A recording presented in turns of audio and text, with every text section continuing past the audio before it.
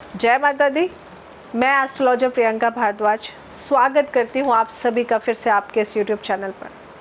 वो होता है ना कि कितनी भी पूजा पाठ कर लो हमें फल नहीं मिल रहा, सुकून नहीं मिल रहा।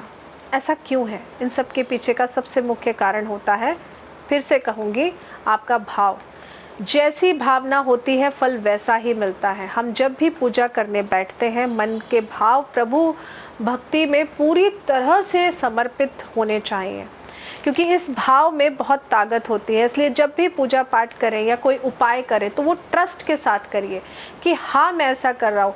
लेकिन अक्सर देखा गया है जब भी मैं कोई उपाय बताती हूँ तो लोग ऐसे सवाल करते हैं कि अच्छा कितने दिन करना है इसको, अच्छा इसको करने से क्या होगा।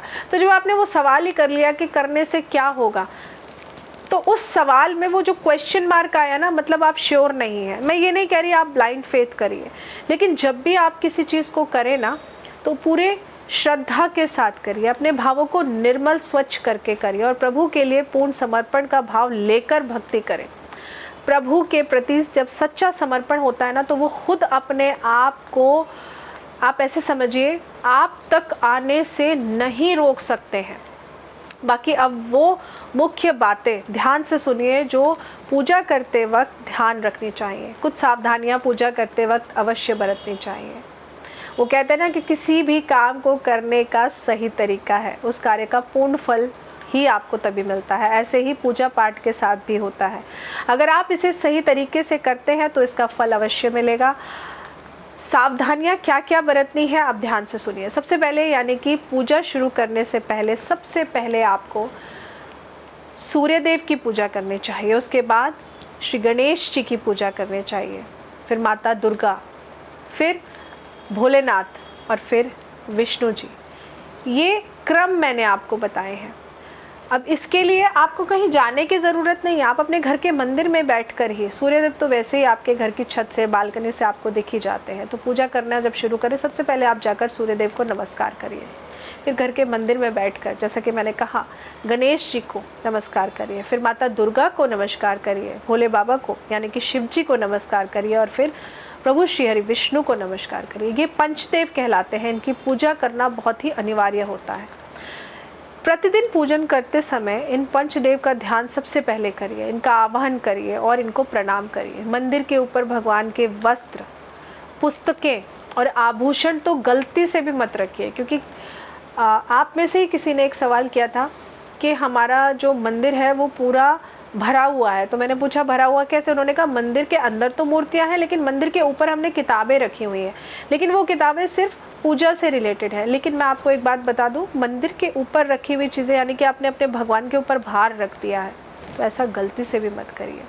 मंदिर के ऊपर आप कोई भी किसी भी प्रकार की किताबें या वस्तुएं या ज्वेलरी भगवान की मत रखिए। ये बहुत बहुत ज़रूरी है। अपने पूज्य माता पिता या पितरों की फ़ोटो आप मंदिर में गलती से भी मत रखिए, ये दूसरा नियम है। क्योंकि कई बार लोग कहते हैं कि हमने अपने फादर की फ़ोटो या मदर की जो नहीं है अब इस दुनिया में, जहाँ हमारे जिस रूम में मंदिर है हमने उसी रूम में उनकी फ़ोटो भी लगाई हुई है।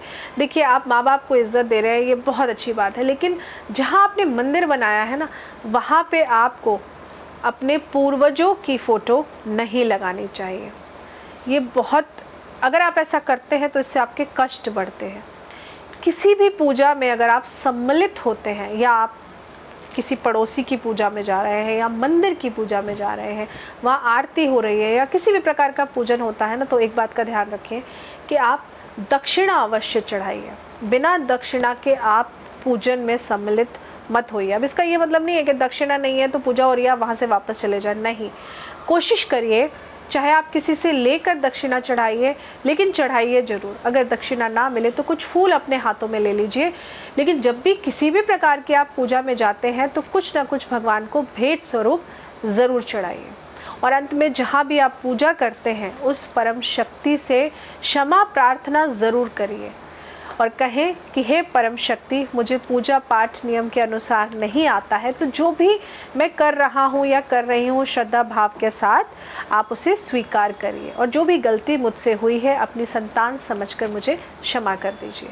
बस इन नियमों का पालन अगर आपने कर लिया और अपने भाव को अच्छा, स्वच्छ, निर्मल करके प्रभु को याद किया तो हर पूजा पाठ स्वीकार होगी आपकी। वो परम शक्ति वो आपको भरपूर शक्ति देगी, आपका मार्ग प्रशस्त ज़रूर करेगी। आपके जीवन में आप स्वतः ही बदलाव देखने लगेंगे। एक बात तो मैं अवश्य कहना चाहूँगी कि आप सभी से, हम सब पूजा पाठ करते हैं तो जो काम हम सब करते हैं क्यों ना उसे थोड़ा नियम के साथ कर लिया जाए तो बहुत ही अच्छा हो जाएगा। इसीलिए आज मैं आपको ये नियम बता रही हूँ। अनुशासन हर किसी को प्रिय होता है और परम शक्ति अनुशासन को बहुत मानती है। इसलिए नियम और अनुशासन का ध्यान रखें और अपने जीवन को सुखमय बनाएं। ये बहुत छोटे छोटे से खास नियम मैं आपके लिए लेकर आई थी। और एक खास बात, जब भी आप किसी प्रकार का पूजन करते हैं, पाठ करते हैं, अपने घर में भी करते हैं, उसके बाद आप वहीं पर खड़े खड़े प्रदक्षिणा ज़रूर कर लिया करिए। ऐसा करने से आप समझिए कि किसी भी मंदिर में जब आप जाते हैं तो कहते हैं ना, मंदिर की मूर्ति या उसके आप चक्कर काटते हैं, प्रदक्षिणा करते हैं, तो आप पूजन करने के बाद वहीं खड़े खड़े आप 3, 5, 7 जैसे भी आपकी श्रद्धा हो वैसे प्रदक्षिणा ज़रूर किया करिए। ऐसा करने से भी आपको अपनी पूजा पाठ का पूरी तरह से फल ज़रूर मिलता है। तो ये छोटी सी जानकारी मैं आप सभी के लिए लेकर आई थी और आशा करती हूँ कि आपको ये जानकारी ज़रूर अच्छी लगी होगी।